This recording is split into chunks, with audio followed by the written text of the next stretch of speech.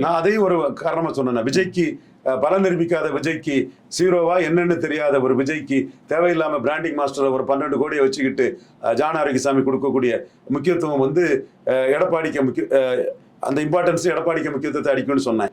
செங்கோட்டையனை டெல்லி பேசுறது அடிக்குதுன்னு சொன்னேன். ராமதாஸ் விக்ரவாண்டியில 2வது வந்தது எடப்பாடிக்கு முக்கியத்துவத்தை அடிக்குதுன்னு சொன்னேன். அண்ணாமலை ஒரு என்டிஏ தனி அணி அமைக்கிறது முக்கியத்துவத்தை அடிக்குதுன்னு சொன்னேன்.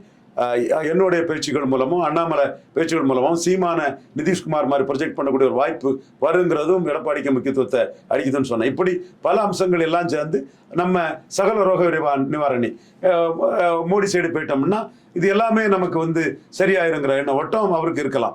அவர் வந்து தன் முன்னாடி இருக்கக்கூடிய 2 ஆப்ஷன்ல எது கூடுதல் லாபம் கிடைக்குமோ அதை எடுப்பாரு, எது குறைஞ்ச நஷ்டம் கிடைக்குமோ அதை எடுப்பாரு. அவர் நான் என்னைக்குமே ஒரு அண்டர் எஸ்டிமேட் பண்ணதில்லை. அவர் திறமை குறைஞ்ச ஒரு அரசியல்வாதி நான் சொன்னதில்லை.